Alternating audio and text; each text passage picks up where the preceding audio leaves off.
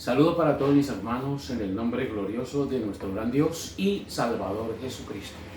Damos la bienvenida una vez más a este su programa, La Voz de la Verdad, voz que clama en el desierto. Hemos titulado así este programa porque lo que queremos transmitir es un mensaje de salvación, de vida eterna.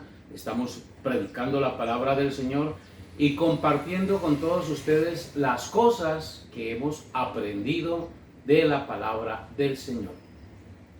Quiero decirles a todos los hermanos que tenemos un nuevo lugar de predicación que se ha dispuesto para la gloria del Señor, para las personas que tengan la facilidad de asistir, quieran asistir. Hay un nuevo lugar que se abre para predicar la palabra de Dios. El hermano Edilson Rodríguez se une a este trabajo en la predicación del Evangelio de Cristo. El lugar de reuniones es en la carrera 28, número 2551, barrio Las Delicias. Iglesia Hechos Apostólicos, se hace llamar el grupo cristiano que abre las puertas a este mensaje, a esta palabra.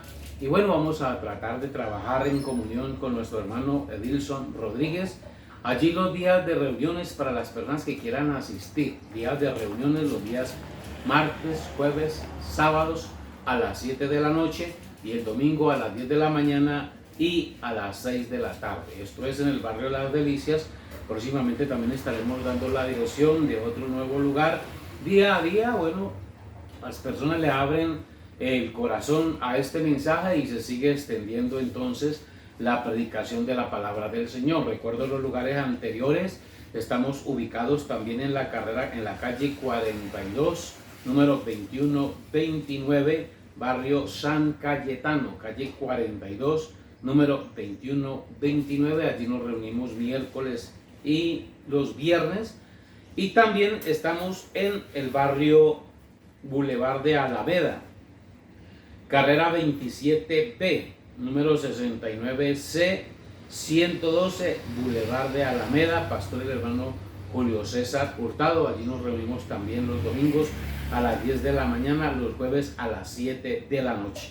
Y bien, también estamos haciendo algunos lugares en algunas casas donde se están reuniendo las personas para escuchar la palabra del Señor. También estaremos dando algunas direcciones. Lo bueno de estas reuniones es que allí se puede preguntar, se puede dialogar, hay dudas y hay inquietudes entre las personas, de manera que entonces están invitados todos a estos lugares de predicación. También les dejo el número telefónico al que se puede comunicar con nosotros, número 318-630-5209, número 318-630-5209.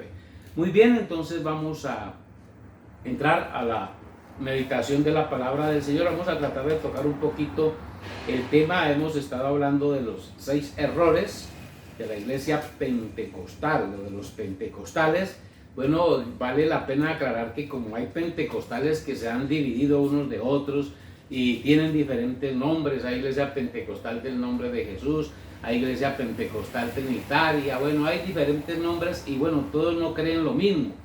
En especial, pues esto está dirigido más que todo a la Iglesia Pentecostal Unida de Colombia. Y quiero aclarar algo. Hay algunos hermanos que nos preguntan el por qué, la insistencia con los pentecostales. Es que usted pretende cambiar la Iglesia Pentecostal. No, yo sé que la Iglesia Pentecostal no va a cambiar. La Iglesia Pentecostal no va a cambiar. Eso es parecido a lo que sucede con la Iglesia Católica, ¿no? Todo el mundo sabe y nosotros los cristianos sabemos que la Iglesia Católica lleva 1700 años más o menos de estar sobre la faz de la tierra. Bueno, si contamos solamente desde el Concilio de Nicea para acá, pero la Iglesia Católica existe desde el Edén, y si somos más espirituales hasta de antes. Pero entonces acá no se trata de cambiar la Iglesia Católica ni la Iglesia Pentecostal ni ninguna iglesia. Ellos no van a cambiar, pero sí se trata de predicarle el Evangelio a las personas, a las criaturas. ¿De dónde salimos nosotros? De la Iglesia Católica. ¿Se acabó la Iglesia Católica porque nosotros nos salimos? No, ella sigue ahí. Ella sigue siendo un organismo respaldado por el infierno para engañar, para mentir y para enredar a la gente y aprovecharse de la ignorancia de la gente. Entonces, así como la Iglesia Católica permanece hasta el sol de hoy, aunque de ahí sale gente y sale gente y sale gente, ha permanecido hasta hoy, pero los que son de Dios salen de ahí. Lo mismo pasa con la Iglesia Pentecostal y todos los demás sistemas. Saldrán los que están predestinados para la vida eterna, saldrán los escogidos de Dios. La Biblia dice que hay salid de en medio de ellos, pueblo mío. Estos son sistemas que no se van a acabar, ni yo pretendo acabarlos. Ellos seguirán, pero la Biblia dice, entenderán los entendidos. Y entonces dentro de estos sistemas hay gente entendida, hay gente que va a entender el mensaje de Cristo y van a aprender a separar las doctrinas de los hombres de las doctrinas de Dios. Y como bien hemos dicho, esto no se trata, ninguna iglesia va a salvar a nadie, aquí ninguna iglesia va a salvar a nadie, ninguna iglesia es el camino, la verdad y la vida, ninguna iglesia es la verdad. Entonces el Salvador es uno solo, es el Señor Jesucristo para todo aquel que cree en el lugar que esté, en el lugar donde se encuentre, en la religión donde esté, no importa. Y entonces mi deber es predicarle a mis hermanos, a mis amigos, a los que nos escuchan de allá, porque nos escuchan de allá. Allá hay pastores que son amigos, allá hay pastores que creen este mensaje. Bueno, ellos están haciendo un trabajo allá, Dios los está usando, porque no vamos a ser tan pretenciosos, no para creer, porque puede suceder lo que sucedió una vez con el profeta Elías. El profeta Elías una vez le dice al Señor, Señor, yo solo he quedado profeta de tus siervos. Pero el Señor le dice, no, Elías, no eres el único, hay 7,000 más como tú, que están predicando la palabra, que están trabajando por poner en alto el nombre del Señor.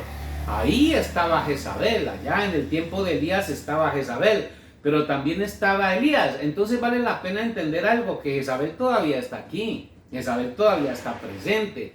Por ahí en una de las iglesias de Apocalipsis el Espíritu Santo dice, tienes ahí a esa mujer Jezabel que le enseña a mis hijos a fornicar y a ofrecer cosas ofrecidas a los ídolos. Mire que Jezabel todavía anda por ahí, Jezabel todavía anda por ahí.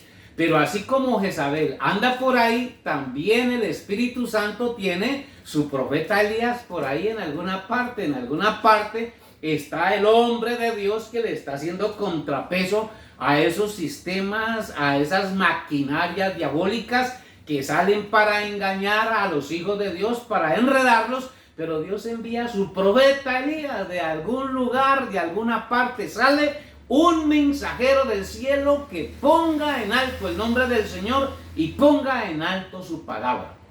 No necesariamente tiene que ser un Elías, porque en el tiempo de Elías hubo también un profeta, habían varios, ¿no? Pero también hubo un profeta que la gente casi no habla de ellos. Pero el profeta Micaías, dice la palabra de Dios, que cuando Acab invitó a Josafat para pelear, para recuperar unas tierras, él llamó una gran cantidad de profetas para consultarlos. Y el profeta Josafat le dijo, bueno, esos profetas todos dicen que sí, que subamos, que vamos a obtener la victoria. ¿No tienes por ahí de pronto otro profeta? Me llama la atención que Elías andaba por ahí, pero acá no hablo de Elías. Hablo de Micaías. Y por acá hay uno, pero a mí no me gusta porque nunca me profetiza bien, siempre habla mal contra mí. Y entonces le habló de Miqueas o de Micaías. Y entonces Josafat le dijo, pues llámalo. Y este Micaías tenía la misma unción que tenía el profeta Elías, que todavía estaba vivo, todavía andaba por ahí entre las tierras de Israel. Y entonces eran dos grandes profetas que estaban sacudiendo el imperio de Satanás, que estaban sacudiendo la secta de Jezabel y su religión y su organización. Entonces así también sucede en este tiempo igual. Si el espíritu de Satanás se mueve, el espíritu de Dios también se mueve. Si Satanás utiliza sus Jezabeles, que es representación de iglesias y de sistemas, el Espíritu Santo también utiliza sus Elías, que están predicando el mensaje de la palabra del Señor. Y entonces esta confrontación siempre va a existir. Algunos se van a ofender, otros se van a turbar, otros van a entender. Pero el Evangelio hay que predicarlo. Bien, entonces vamos a entrar a otros temas. Bien, el tiempo se va, pero todo esto es necesario aclararlo. Estamos tratando los 6 errores, 7 errores. Bueno, esto nos va a tocar que pluralizarlo más porque son muchos más, pero estamos tratando los errores doctrinales de la Iglesia Pentecostal Unida de Colombia y los que creen así como ella, porque no son solamente ellos. Últimamente la edad pentecostal es toda esta edad en la que estamos viviendo. Casi todas las iglesias protestantes del momento son pentecostales porque todos prácticamente creen lo mismo, creen la misma doctrina. Hay algunas enseñanzas por ahí que varían una de otra, unos son trinitarios, otros dicen ser unicitarios, pero en realidad son dualistas. Así que hay pentecostales trinitarios, hay pentecostales dualistas, hay pentecostales que creen en un solo Dios también. Entonces, hay de toda esta clase de pentecostales. De todas maneras, les hablamos a los que quieran creer la palabra del Señor. A ver, yo quiero que tratemos el cuarto error doctrinal. Estamos hablando del 6, ya hablamos de el primero, segundo, tercero. Los que creen que el Espíritu Santo es el sello, que los que creen que las lenguas son el sello del Espíritu Santo, los que creen que las lenguas son la promesa del Espíritu Santo, los que creen que las lenguas son el don del Espíritu Santo, los que creen que las lenguas son el bautismo del Espíritu Santo. Es decir, que las lenguas para los pentecostales son la promesa, son el sello, son el bautismo y son el don del Espíritu Santo. Bien, no es ninguna de las cuatro, no es ninguna de las cuatro. Eso ya lo hemos explicado, ustedes pueden escuchar los programas anteriores y se van a dar cuenta que eso ya lo hemos explicado. Ahora vamos a tratar el cuarto error doctrinal, la doctrina de la economía pentecostal. Yo no voy a decir que la doctrina de los diezmos, porque la doctrina de los diezmos no es una falsa doctrina, la doctrina de los diezmos es bíblica. La doctrina de los diezmos es bíblica. El pagar diezmos lo enseña la Biblia. El pagar o el dar diezmos o ofrecer diezmos es bíblico. Eso lo enseña la Biblia. Eso yo no lo puedo negar. Aquí el asunto es, ¿para qué son los diezmos? Eso es lo que tenemos que tratar. ¿Para qué se enseñó la doctrina de los diezmos en la Biblia? ¿Para qué está establecida? ¿Cómo se utilizan los diezmos? ¿Cómo se utiliza la economía de la iglesia? Algunos dicen que en el Nuevo Testamento no existe la doctrina de los diezmos, que los diezmos son de la ley. Los diezmos en realidad son de toda la Biblia, porque los diezmos nacen cuando todavía no existía la ley. Los diezmos nacen cuando todavía no existía la ley. El primer hombre que la Biblia menciona que diezmó fue Abraham, y cuando Abraham estaba sobre la faz de la tierra no había nacido Moisés todavía, que Moisés fue el que legalizó los diezmos en la ley. De manera que los diezmos son un acto de fe. Los diezmos son un acto de fe. El Señor Jesús aprueba los diezmos. El Señor Jesús dice que no se puede dejar de diezmar.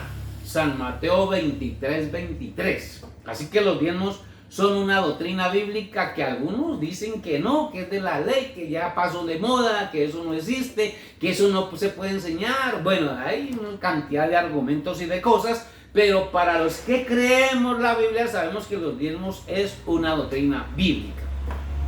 Ahora, los diezmos son para que el pastor se los coma, se enriquezca, compre casas, compre carros, se vaya a pasear y viva bueno, y el resto de la iglesia pase problemas y pase necesidades. No, ahí es donde está el gran problema con la doctrina de los diezmos.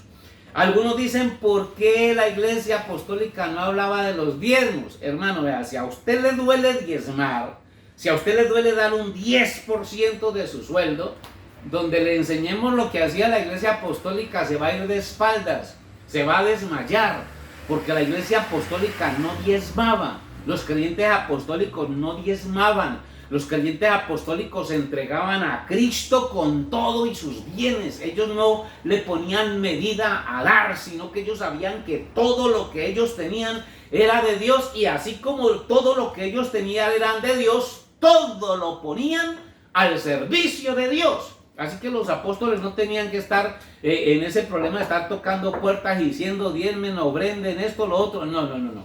Ellos los guiaban y canalizaban esa bendición en beneficio de toda la iglesia. Toda la iglesia era beneficiada por la economía de todos porque tenían todas las cosas en común.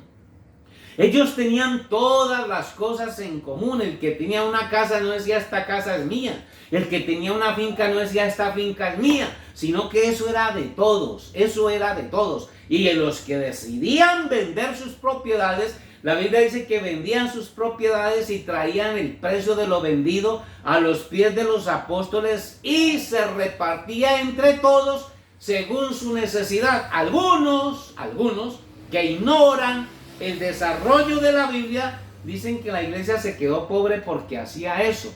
No. El Espíritu Santo nos ha dado entendimiento.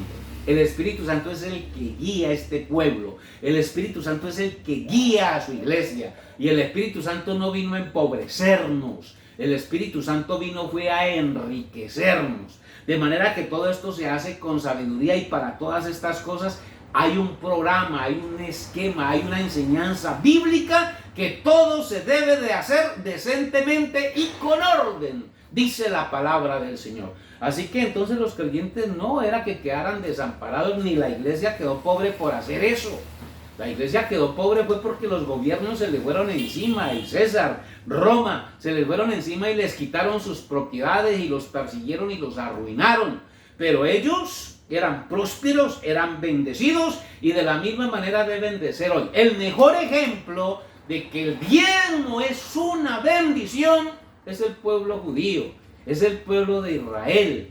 Israel es el país más próspero del planeta Tierra, en lo económico, en ciencia y en todo. Y eso que son desobedientes y eso que no creen toda la palabra del Señor. Así que ellos son los que nos dan el mejor ejemplo de cómo se maneja la economía en el pueblo de Dios, en la iglesia del Señor, en la iglesia del Señor, en los creyentes de la Biblia, en los creyentes de la palabra del Señor.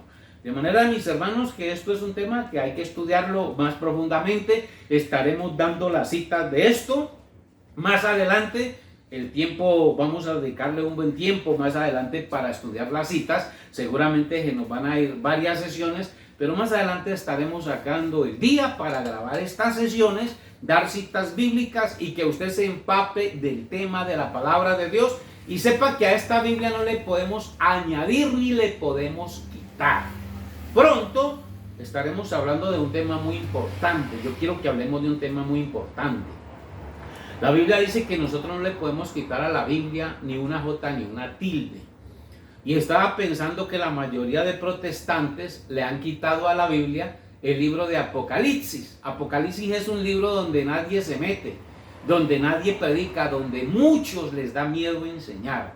Y esto hay que enseñarlo, porque Apocalipsis es un libro de grande bendición para la iglesia del Señor. Apocalipsis nos revela a nosotros la venida del Señor tal como es. Que la gente hoy en día espera al Señor, pero no saben a cuál Señor están esperando, ni saben cómo vienen, ni cuándo vienen, ni qué sucesos hay antes de la venida del Señor. Y Apocalipsis revela todo esto, pero como algunos dicen que no creen en profetas, que no existe el ministerio profético, que ese es uno de los errores más grandes que tiene nuestra iglesia pentecostal.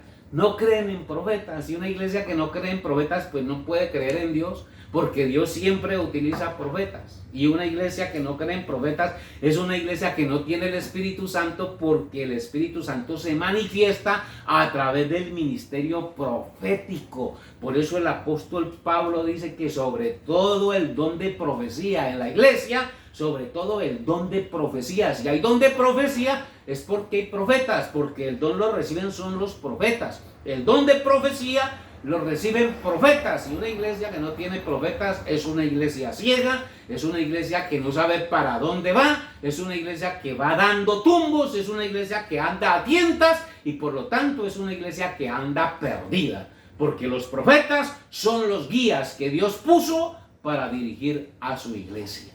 Amados hermanos, Dios los bendiga. Estaremos con ustedes en un próximo programa y estamos entonces tratando el tema de la economía bíblica. En el próximo programa estaremos dando más ampliación a este tema. Bendiciones del Señor Jesucristo para todos.